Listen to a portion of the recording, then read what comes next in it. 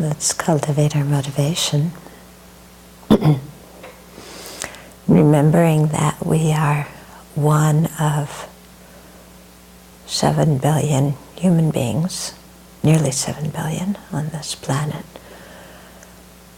and one of, I don't even know how many sentient beings on this planet,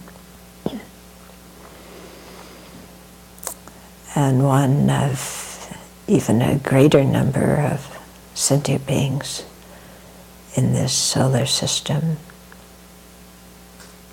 and on and on, to realize that it's not all about us, and that there's a big picture of how all of us are functioning together, how we influence each other, how to prevent harm for the greatest number and be of benefit to the greatest number. And so in that way put our self-centeredness in perspective.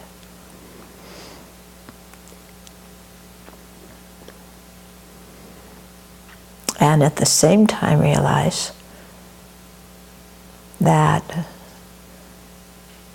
our own mind is the only one we can change directly. So we have a responsibility to do that. And as one single individual, we can accomplish a lot in doing that.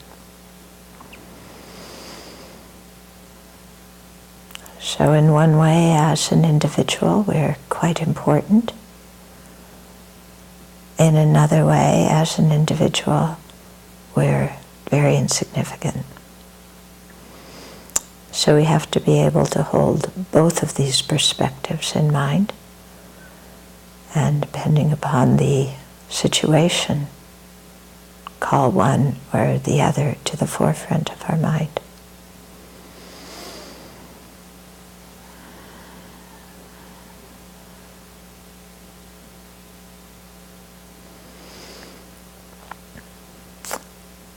But to remember that our long-term purpose combines these two, because as one person we want to attain enlightenment, but the reason is to benefit all sentient beings. And so generate that intention.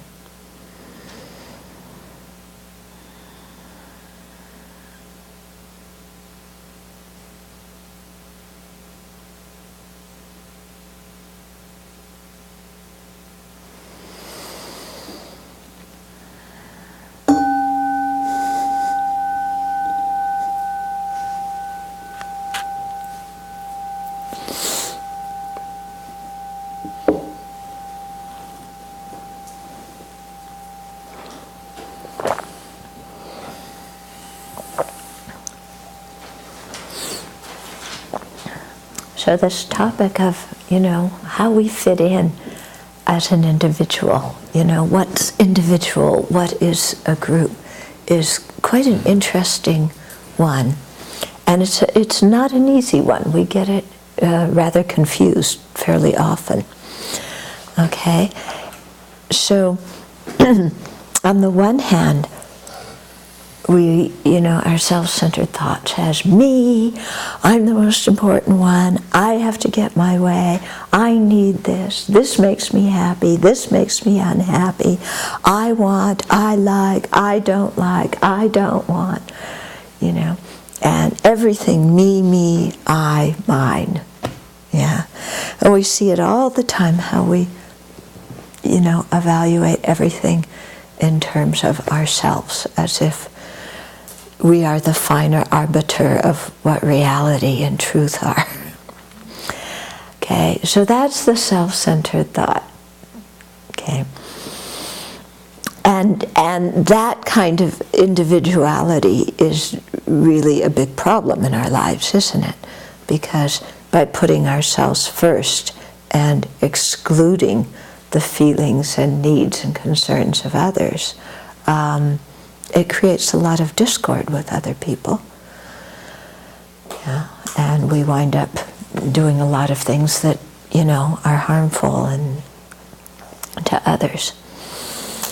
So to combat that kind of self-centeredness, then we need the big picture of, there are how many people living here, there are how many people in the country, how many sentient beings, how many human beings on the planet, how many sentient beings on the planet, how many sentient beings in the solar system, in our galaxy, in the universe, and in that way begin to see that we're insignificant.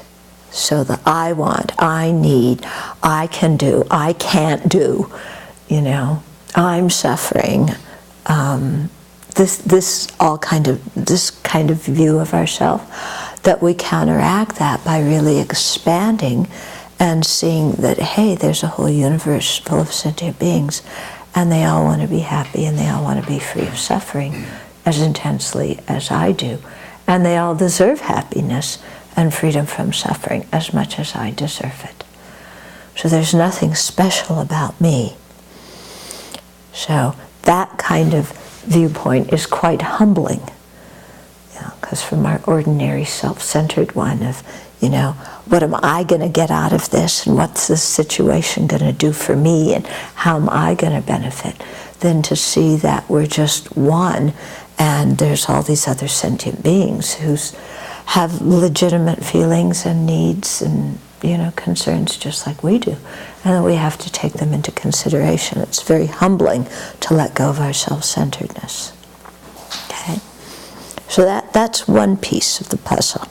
Okay, then there's another way in which sometimes we look at the big picture and we say there's so many sentient beings and they all have so many needs, and there's so much going on in the country and so much going on in the planet, and there's this problem and that chaos and this catastrophe and that, and what can I do? I'm one person, I can't do anything, I'm just little old me, I'm just a mess, I can't even work with my own mind, I can't benefit anybody, I'm just, kind of, that view of ourself, okay? So that view of ourself is not very helpful. It seems to be a mind that has the big picture. But actually, it's a mind that's full of despair, that is reacting to the big picture with a total lack of confidence in our own ability. Okay? And so that's not very realistic. Because even though we are one sentient being, one sentient being can make a difference. And what one person does can influence a lot of other people. Okay? And even though we can't control everybody else's mind and make them become what we want them to be, even if we want them to be Buddhas, we can't control them and make them that. Still, the person whose mind we can work with is this one. And so we need to work with the mind of this one without self-abnegation and putting ourselves down and going to another extreme of just thinking that we are so unimportant that we're worth nothing and we're incapable, which is actually another form of self-centeredness. Because the emphasis is still on me, only here I am the most incapable one instead of the most important one. Okay? So it's this very interesting dynamic of how are we an individual within a larger community, be that the community of people we live with or work with, or in the people in the country, in the planet. You know, what's our relationship as an individual mixed in with all these other individuals? Okay? And it's a difficult thing to figure out, and it's also going to change depending upon the circumstances and depending upon what group we're in. Okay? And so we have to look out for our self-centered thoughts and how it sneaks into so many different situations, you know, and kind of runs the show and makes a mess. So one way is by saying, I'm the most important and everything depends on me. Yeah, and losing sight of the big picture. And the other one is paying attention to the big picture in such a way that we fall into despair and then just stay stuck, feeling helpless, and don't see our own potential and don't actualize our own potential and don't even try. You know? In fact, it'd be very nice if somebody saved us. Okay? So do you see how we very much tend to be extremists? Yeah, and have a difficult time relating to, you know, kind of various levels on a spectrum, you know, between one sentient being and all sentient beings. How do we fit in there? How do we relate? Okay?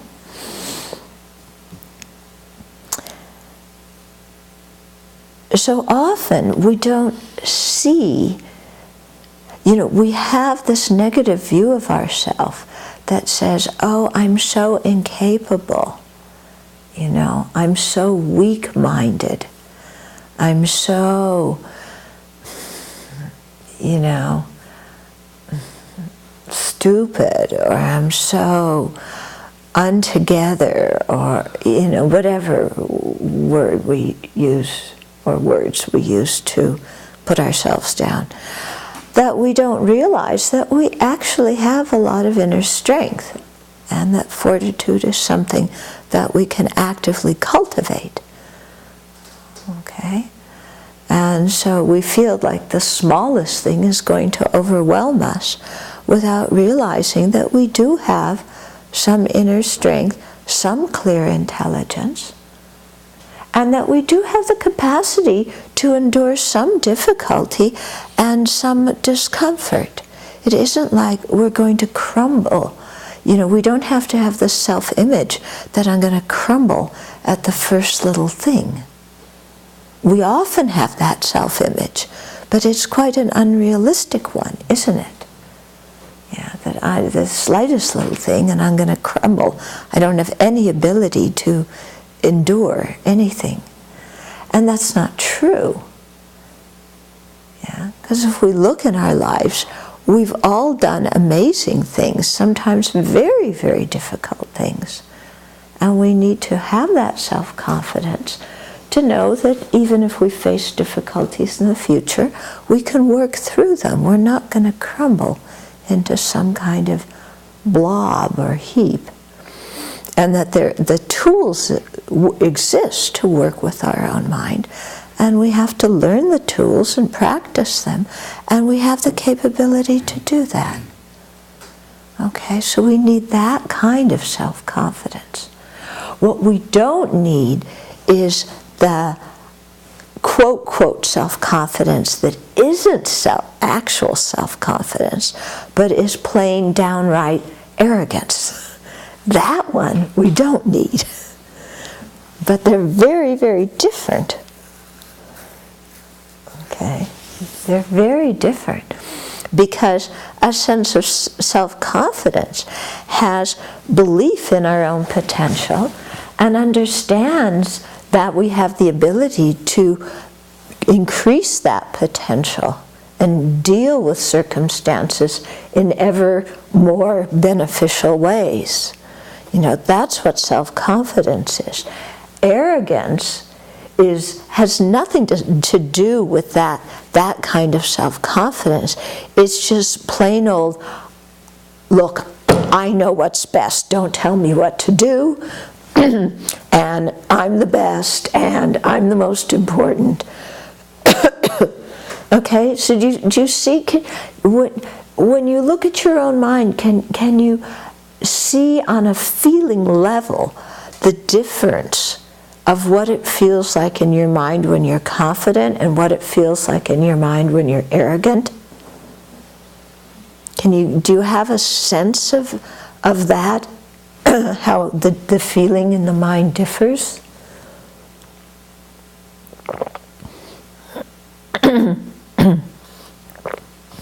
Sometimes we don't have much of a sense of it. We're completely confounded about these two things. So it's good to spend some time, you know, and just observe how we configure the situation of individual versus group, and in what way we have self-confidence, which enables us to be of benefit to self and others, and in what way we have self-deprecation, you know, that leads us to just sink in a hole, and is an actual inverted kind of arrogance. And then then also the third thing is, then how do we have the sense of arrogance that is just pure conceit, which is an overestimation of ourselves and our own importance. And so to learn to discern the difference between these in our own minds. Okay? It's not always easy.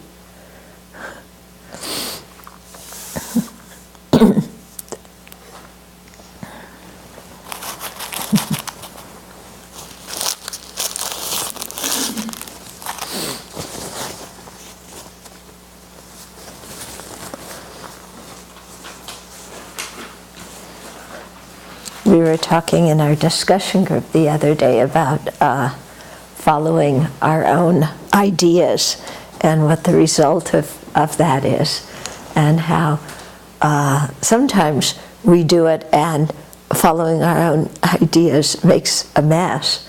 And then we learn, oh, sometimes my ideas aren't the best ones. Yeah. But to be able to see that without going to the other extreme of, therefore, I'm incapable of doing anything. Yeah. In other words, taking the situation as something to learn by, so that we learn to modify our behavior. Yeah. Instead of going to the other extreme of, okay, now I'm just going to keep my mouth closed and, you know, because I have nothing to offer. Okay? So finding the middle way here.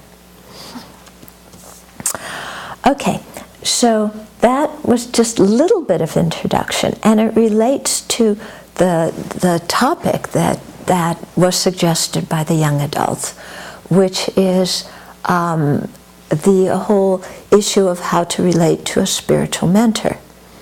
Yeah? Because it was brought up that, you know, in our educational system, we really emphasize having our own ideas and coming up with our own interpretations, and this is all considered creativity, and so it's really encouraged in our educational system, not just to learn what others have learned and remember it and answer the questions on the test, but to come up with our own ideas. Okay, so we emphasize that, but then sometimes it seems to really go to an extreme, where you were saying the thing that many students say now is, this is true for me. Okay, so if it's true for me, it's truth. Yeah, the implication is, well, it should be true for you too. Or the other implication is, you can't criticize my idea because it's true for me. Yeah, is that kind of it? Okay, so you know, how do we come up with our own ideas and our own interpretation and have some kind of intellectual freedom, okay, and freedom to make our own decisions, to make our own choices, and so on. And yet, how do we also learn from others? You know, because Ken was pointing out that sometime in this whole thing of, you know, this is true for me, it's as if we're saying, well, there's been many people in the past who have learned this and explored this and tried it, but that, what their experience and their knowledge doesn't amount for anything, yeah, because this is true for me, and so I don't need to listen much to what they had to say. Because anyway, they're just stuffy old people, you know, or stuffy old bureaucrats, or stuffy old conformists, or whatever it is, you know. But they're stuffy and old, and we don't want anything to do with them, because we are young and creative and forward-thinking. Yeah. And so in this way of thinking actually leads us to abandon sources that could be helpful to us in learning, you know, because we just have so much confidence in ourselves that, and what is true for me, and what I see, and what I know, and what I think, that it's, you know, it's not just self-confidence, it's going over to the arrogant side, and in that way we miss learning from others. You know? And we get this kind of idea, like I was saying the other day, as if all my ideas have never been thought by anybody before. They're completely and newly created by me.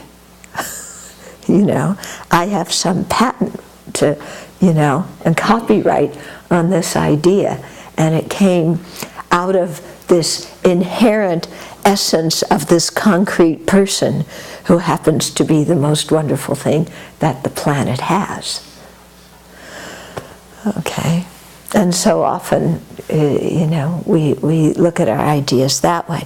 So how do we balance, just even in a regular educational system, as you were bringing up, you know, having creative ideas and thinking for ourselves with learning from others, so that we don't have to make every single mistake everybody else did, you know, in order to learn, and so that we don't need to reinvent the wheel, but instead to be able to learn from others so that we can add on to the collective knowledge. Yeah, instead of get stuck in some of the detours and pitfalls that the collective knowledge has often gone into.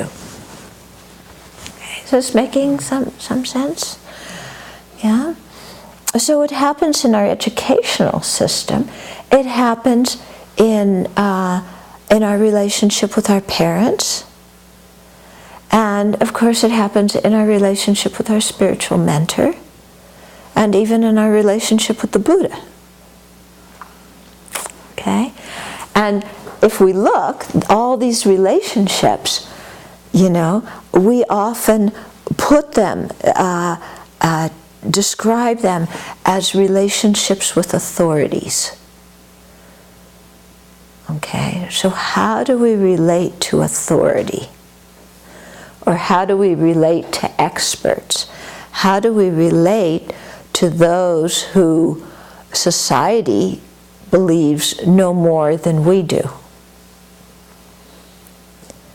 even when we think we know more than they do? Okay? Or how do we relate to them and learn from them without completely giving up our own intellectual freedom, you know, and still being able to think through ideas and advice and come to clear conclusions ourselves without our clear conclusions becoming a statement of my individuality and I'm not listening to anybody. Okay? So it's not a clear area, is it? And it, as if any aspect of our life were going to be a clear area. You know, where did we ever get that idea? That relationships were going to be clear. You know, but so it's an interesting thing of how to work with. And we often develop many different kinds of habits in terms of how we relate to those that we see as authorities, those that society sees as authorities, you know, how we relate as an individual to the group. Okay, so all these kinds of things come in here. So Ken was saying that many young people, you know, have when they hear the term guru devotion, there's an instant like this feeling around it, because you conjure up this idea of surrender, and you hear the word surrender sometimes used. Not so much in Buddhism. Sometimes some teachers use it, but not so often. But in, you know, in other faiths too, that you surrender. Okay, and so we don't like surrendering. Yeah, and the word surrender, just as a word, is a real buzzword, isn't it? Yeah, especially for Americans. Yeah, because surrender has the connotation that there is war and there is conflict. And surrender means I give up and somebody else is going to dominate me. Okay? Now, our country was founded on the opposite of that, and we've been inculcated with that since we were this big, okay? So it's very, you know, I think it's harder, especially for Americans, even more so than Europeans, to recognize that there's other people in the universe and that we really aren't the top one. I mean, if you've lived in Europe, your country has been occupied at one point or another in its history. You've lost wars at one point or another in your history. You know, there's a little bit more humility, I think, in Europe amongst people. You know, and a little bit more wariness about going to war because of the effect of troops and bombs and, you know, marching across. But we haven't had that so much. Okay, the native people here have.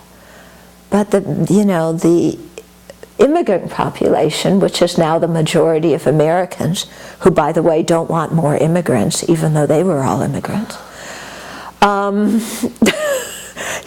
You know,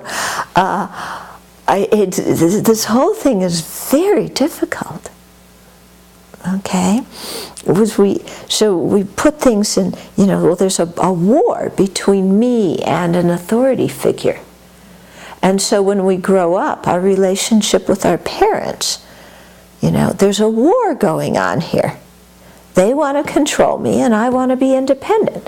We're reliving the Revolutionary War all over again.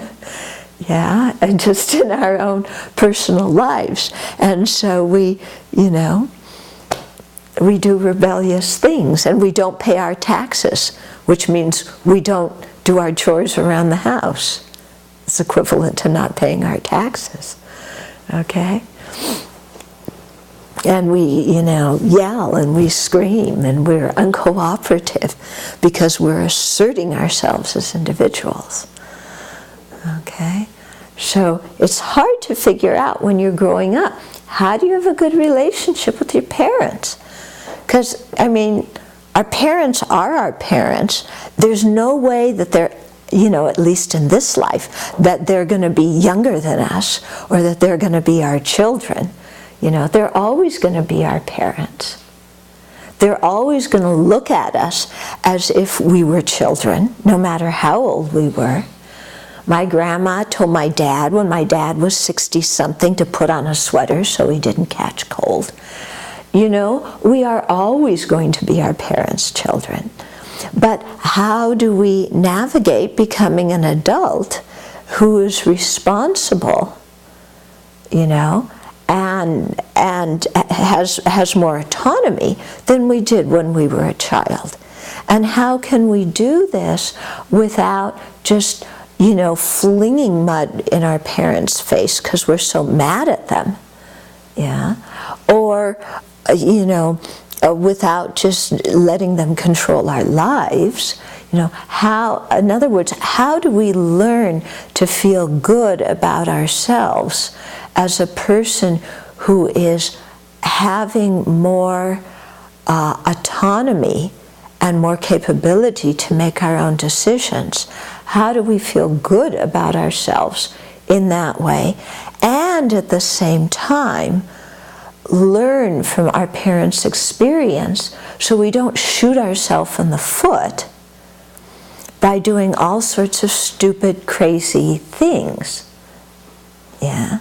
Now, some of us are extremely headstrong and we go ahead and do stupid, crazy things and learn from them. Some of us are so headstrong, we do stupid, crazy things and we won't even admit we were wrong, so we don't learn from them and we keep doing them. Okay? Because we're not going to listen to anybody, even our own experience. You know anybody like that? Okay, so it's, you know, how do we navigate this and learn? Yeah, and when we're in school, how do we learn from our teachers and really take their wisdom and yet build upon it and learn to think through things ourselves instead of just saying, well, my teacher said it, therefore I believe. Yeah. How do we even listen to experts? How do we listen to scientists and their discoveries without handing over all of our freedom to their view on the world? Because their view on the world is there's no mind. You know, everything depends on, you know, physical functions. Every disease is caused by genes or physical things. You know, there's no, they don't know what mind is. So how do we keep from giving over our intellectual freedom and just following scientific perspectives, which in one way really reduces our self-confidence? You know, because everything is a disease now. So if everything is a disease with physical causes, that means I as an individual have no power to train myself to do anything differently. I'm totally at the mercy of, you know, my genes. And I think that's so defeating, that viewpoint on life. You know? I'm depressed because it runs in my family. I'm this because it runs, or that, or the other thing because it runs in my family. As if we don't have our own inner strength and our own way of thinking, can't, you know, call up our reserves and make clear decisions and deal with the difficulties. Instead, mentally we surrender and say, my genes run the show. So again, you know, here we're giving up our freedom to the scientific view of what human beings are. So there's all these kinds of things, you know. How do we navigate our way and learn from others, but without losing our own ability to think clearly and assess situations? And how do we learn to assess situations and think clearly without going to the extreme of being so individualistic that we can't we interpret anything anybody says as advice and them putting their trip on us. And so we make ourselves very, don't tell me anything. Yeah, don't even remind me to take my vitamins because I know to take them. This incredible assertion of our individuality. Okay? So what I'm saying is this is like all over in so many relationships in our life. Yeah, even when you go to work, how do you learn to work for, have a supervisor and have a good relationship with that work supervisor? How do you learn to do that? And listen to what they say, but be able to think on your own, but not throw things in their face. Okay? So all these relationships with authority, yeah, where there's people who either know more than we are, or people who in a structure have more power than we do. So there's different kinds of authority, isn't there? Yeah. Sometimes people who have power don't know more. Yeah. Sometimes people who know more don't have power. Sometimes the people who have power do know more. And sometimes the people who don't have power don't know more. So we have the 4 points here. Yeah. What's the difference between power and knowledge? Okay. So how do we navigate that? Because each situation is going to be very different. Okay. So with all this stuff that's been going on in our life for years and years and years, how we relate to our parents, how we relate to our teachers, how we relate to science, how we relate to the media, I mean, here's one thing where we completely give up our freedom of thought. Yeah? The media tells us we need to look like those models in the magazine, and we believe it. The media tells us we need this and that and the other thing. We believe it. The media tells us to be afraid, and we, are very obedient, and we become afraid. Okay? It's incredible how we give up our power in confront of the media in this country. Okay? And yet in other things, yeah, where it would really behoove us to listen to others more, we don't listen at all. Okay? So we bring this whole history into a relationship with our spiritual mentor. Yeah? Okay, so we're not coming in, with a fresh mind, with a beginner's mind at all. We're coming in with this whole chart full of, of stuff going on and a bunch of habits. And then if you come into Buddhism and you hear this term guru devotion, yeah, then sometimes you take it as, well, I have to surrender everything to this person, and who in the world are they? And I don't want to do this, because anyway, there's books here. I can read the books, and I can, take a few different things from a few different paths and put them together and make my own spiritual path, because that's what's true for me. Okay? So I'm going to take a little bit from all these different religions and put them together and have this thing, and, because I'm not surrendering to anybody. Okay? So on one hand, we have that going on in our mind. On the other hand, we have this mentality of, finally, Mommy, Daddy, and Jesus rolled into one. Okay, somebody who is going to save me. Yeah. Here's, this enlightened being. I surrender myself. They tell me what the teachings are. I believe them because they are the Buddha, and they told me whatever they do, I will do habitually. And then you see all these things about relating to your spiritual teacher. You should be like a puppy. You should be like a new bride. You should be like a, what are some of the other ones? A boat, you know, all these different kinds of analogies, which are all putting us in a position of, you know, just complete subservience. Okay?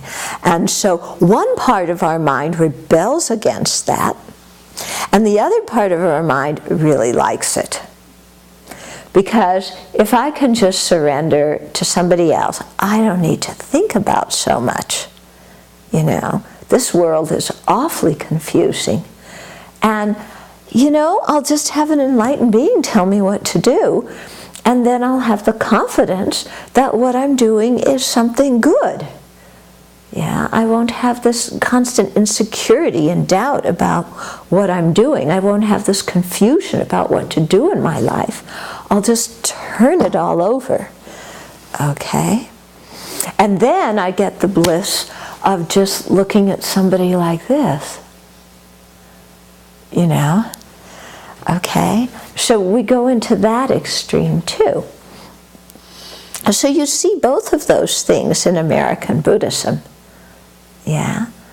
You know, like, don't tell me what to do, and I'm at your beck and call, slurp, slurp. I mean, I'm exaggerating a little bit here.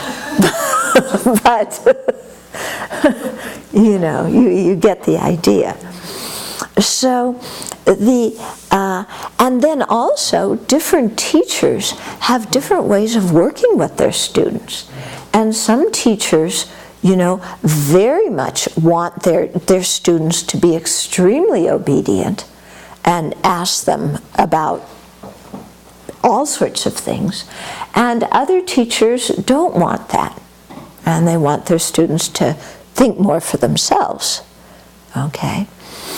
So you get all of that put together in the mix too, you know. So again, it's certainly not clear. But it's an interesting thing to look at in terms of, you know, how do we relate to things? And how do we relate to experts? Do we immediately doubt them because they're experts? Or do we immediately believe in them because they're experts? Okay? And how do we relate to this whole thing of devotion? You know, like when we're chanting the praise to the Buddha at the beginning, you know, there's one phrase, to you the incomparable wise one, to you I bow. Yeah, the incomparable wise one. I mean, that's saying something, isn't it? Okay. Now, on one hand, we can see to reach enlightenment, we need the guidance of an incomparable wise one.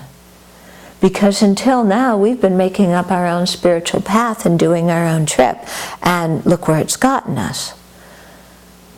Yeah, so we need the guidance of a teacher like the Buddha, of an incomparable wise one who has attained through his own experience what he's guiding us to do. Okay. On the other hand, we need to think through the Buddha's teachings and make them our own because we've analyzed and examined them and found them to be true. Okay? So one of the qualities of a good disciple is somebody who's open-minded, you know, so they will listen to many ideas. And another quality is somebody who's intelligent, meaning that they will think about these ideas deeply over a period of time. Okay? So we need to be open-minded. We need to be discerning. Okay? And we need to do all of that without being pig-headed. Okay?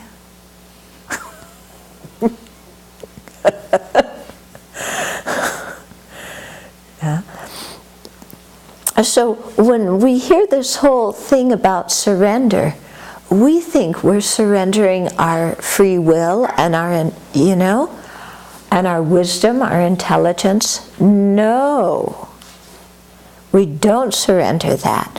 What we're trying to surrender is our self-centered mind. Okay? We're trying to surrender the mind that says nobody can tell me what to do because I'm really bright and I'm going to figure it out myself, and anybody who says any comment is interfering with my trip, and I'm on my, I will run my own life very well, thank you very much, stay out of it. Yeah, and we have this kind of attitude to, any simple suggestion, let alone any complex idea. Okay? So that, that kind of thing is what we need to surrender or give up. But not our wisdom, not our intelligence. Okay? And so the term guru devotion is actually a bad translation. The Tibetan term is Lama Tenpa. Okay? So Lama, or guru, it actually means heavy. Okay? Well, guru means heavy. Lama means peerless. Okay? So heavy in good qualities, peerless in, knowledge and ability and skill.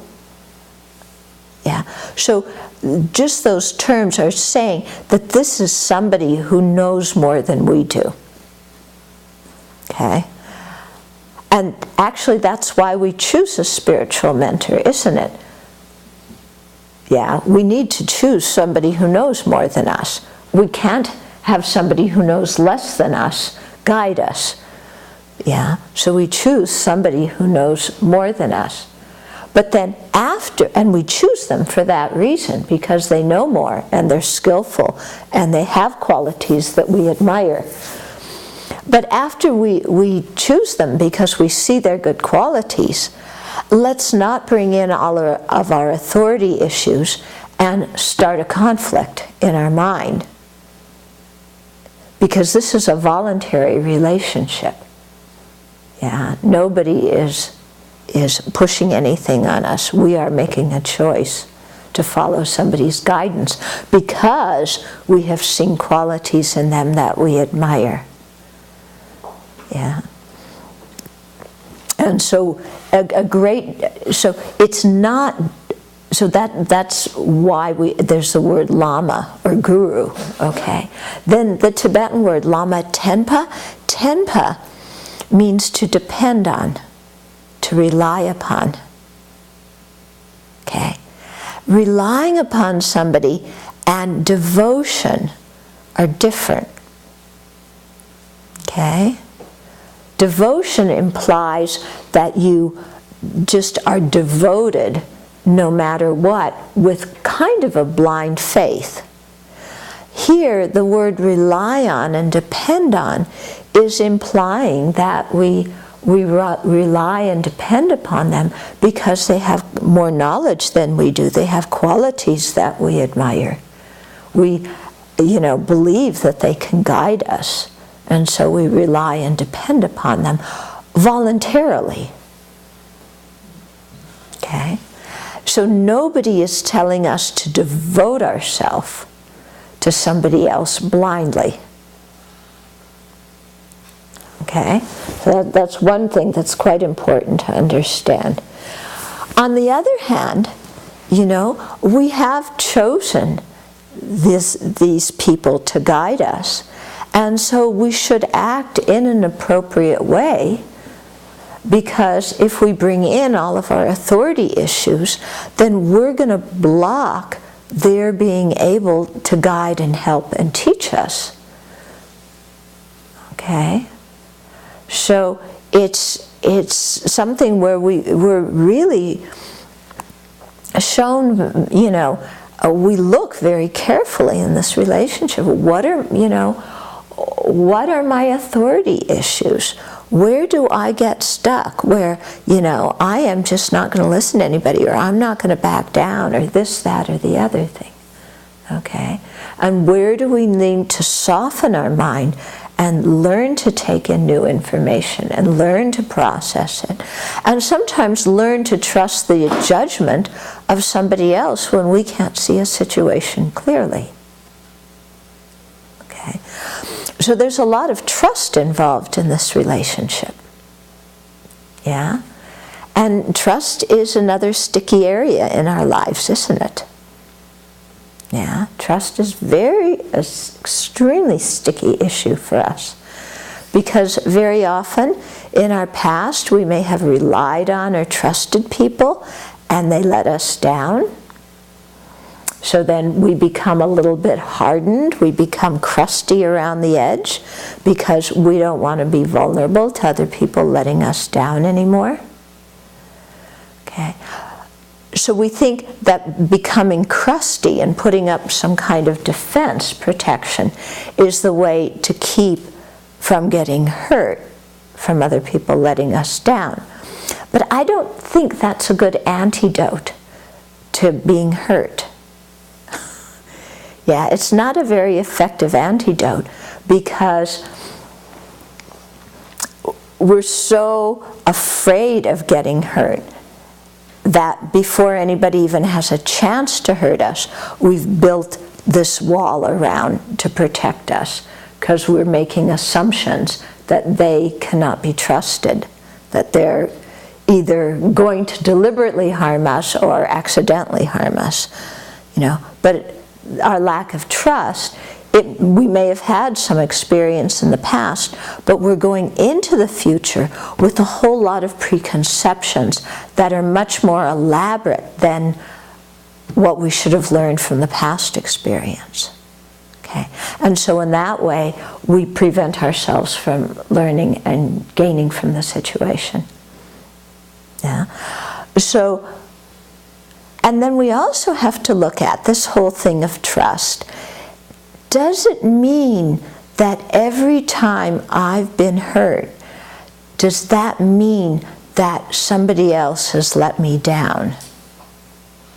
We have that assumption that every time in my life that I've been hurt, it's because it's somebody else's doing. They've let me down. Is that always true? Or we may have the assumption every time I've been hurt, it's because somebody has deliberately tried to hurt me. Yeah, we often come to things with those kinds of quote, quote, logic. Yeah, our little syllogisms. This person is not to be trusted because, like everybody else, they have let me down.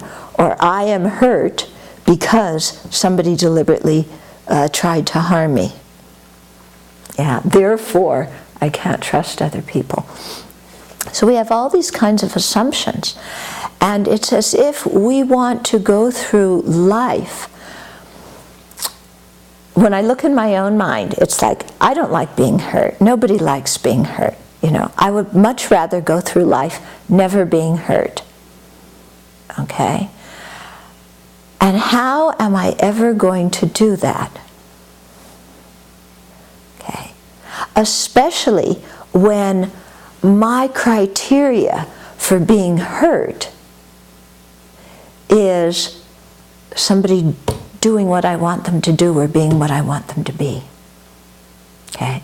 So when I expect somebody to be something, or I expect somebody to do something, and they aren't that, and they don't do that, then I feel hurt.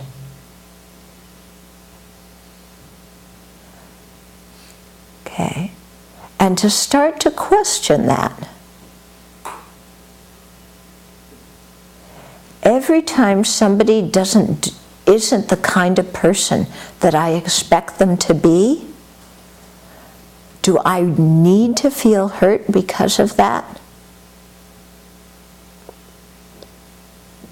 Okay? Every time somebody does something I don't like, do I need to feel hurt?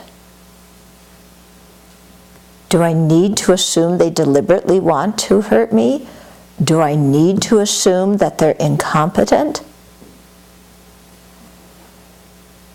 Okay, so starting to question a lot of these assumptions that are going on in our mind that we're not even aware of, but that really influence how we operate in life.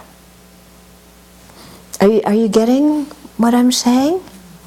Yeah? It's like, okay, and our parents are the first ones that we experience this with. Because we're helpless infants and we rely on our parents for everything. Everything, because we can't take care of ourselves. And our parents are human beings. Okay, they're samsaric beings. So is everything going to turn out perfectly? No. Okay?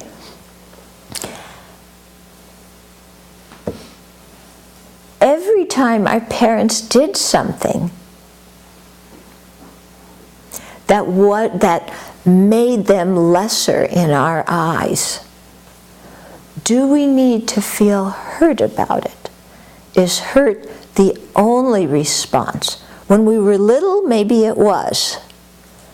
But now we're adults, and we look back on those episodes when we were little, is being hurt. As adults, do we still need to respond to those same situations with a feeling of hurt? Or as adults, when we look back on what happened when we were little, can we respond with, oh, I can learn from that situation. What can I learn?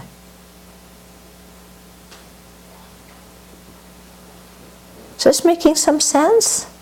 Yeah? Okay, so when we were little, we didn't know anything, so of course we felt hurt. But now as adults, when we look back on those situations, can we bring in some compassion? And I don't need to feel hurt because my parents did or didn't do whatever, because they're ordinary sentient beings who are doing their best. And expecting them to do more than they ever could is unrealistic. So I accept them for being who they are, doing their best.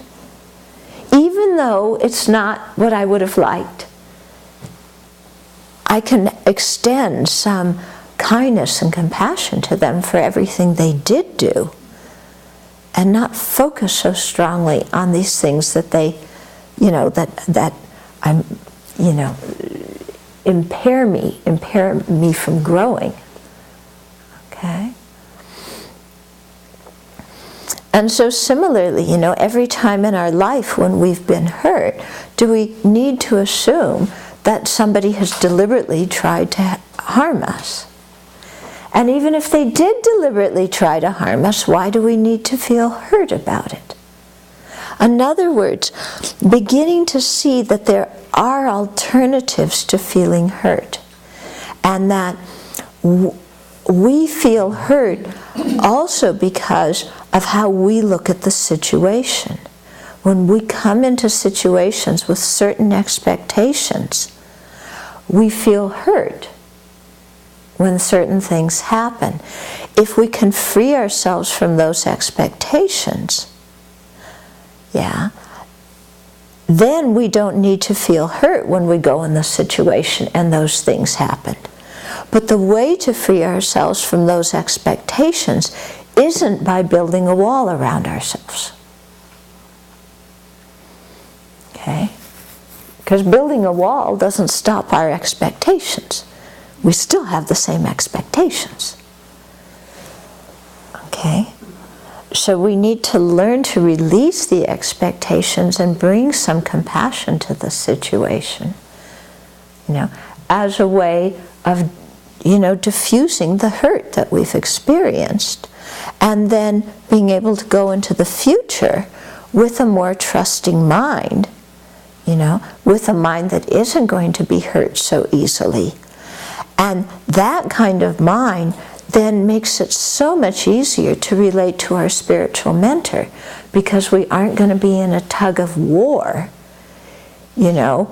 saying, asserting our own power, or being a complete, worm.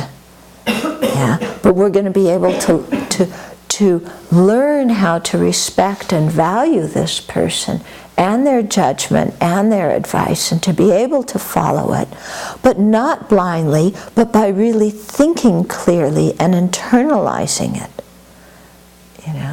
And we're going to learn how to see in ourselves, okay,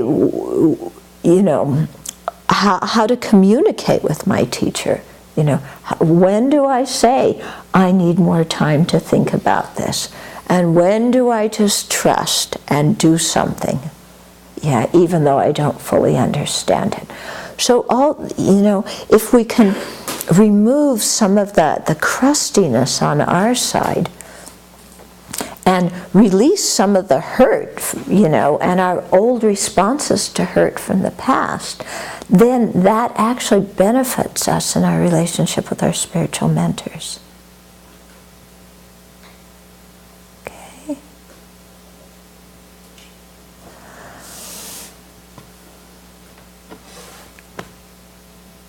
So, questions, comments?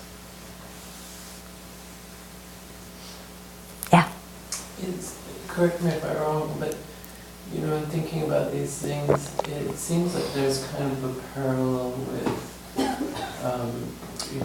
the ideas of emptiness, that there's no inherent existence, because you can also think that there's an emptiness, that there's no inherent meaning in these situations where you can interpret them as hurtful situations, but it's really only the meaning that you're deciding to attach to it. Okay. So the question is, can you bring the understanding of emptiness into this and see that there's no inherent meaning in a situation, but the meaning becomes what you give it, how you interpret it? Yes. Yes, very much. And that's what the thought training teachings are all about. Yeah? Now, having said that, it doesn't mean that all interpretations are equally valid. Okay? So yes, how we experience something depends on our interpretation.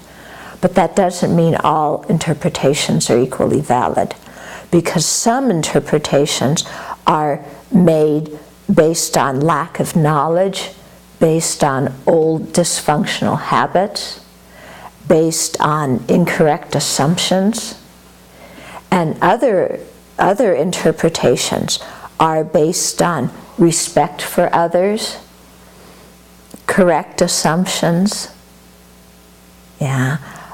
compassionate feelings. So, we can say that some interpretations are more valid than others. But definitely, situations don't have inherent meanings out there, especially all the garbage ones that we put on them. Yeah? Okay.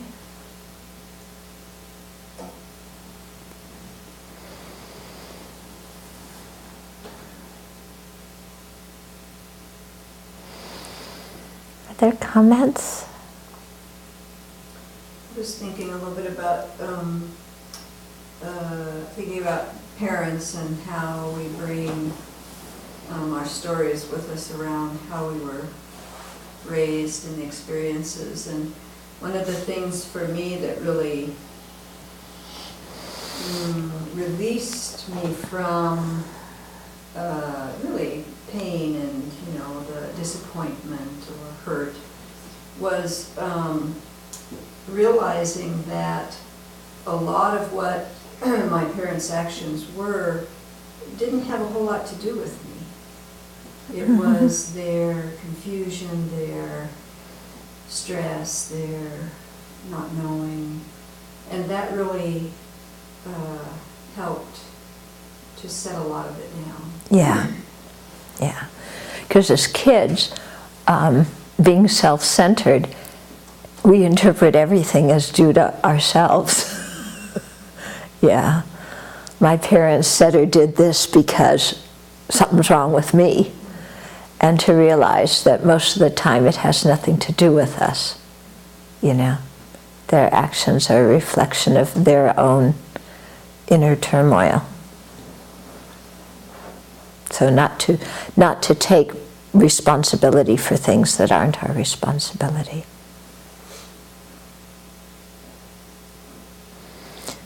Yeah. Do you have the idea of self-confidence and things has come up several times? Mm-hmm. Do you have specific practices, to help navigate between arrogance and self-deprecation and kind of steer down the middle? Okay, so special practices to navigate between arrogance and self-deprecation. I think, first of all, learning to tell the difference between these two things in our own mind stream is very important. So this involves, some mindfulness, some introspective awareness to be able to discern what kind of thought is going on in our mind. So watching the mind, watching the texture of the mind, watching our repeated behaviors and our repeated emotions, and then, looking more closely at them and seeing, okay, how do I know what's arrogance? How do I know what's self-deprecation? And then also, I think purification practices are very helpful for getting rid of the self-deprecation.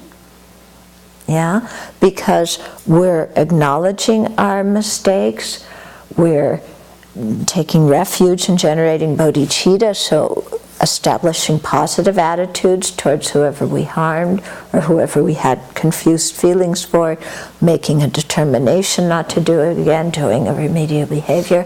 So all of that, I think, is very psychologically helpful, for letting go of our own past mistakes and letting go of our own past bad feelings towards other people. Yeah, just purifying our ill will towards others. Or purifying our coveting or our jealousy towards others. Okay, so that, I think, is very helpful. I think the visualization practices, of imagining the Buddha and light coming from the Buddha into you is very, very helpful for working with self-confidence on a symbolic level.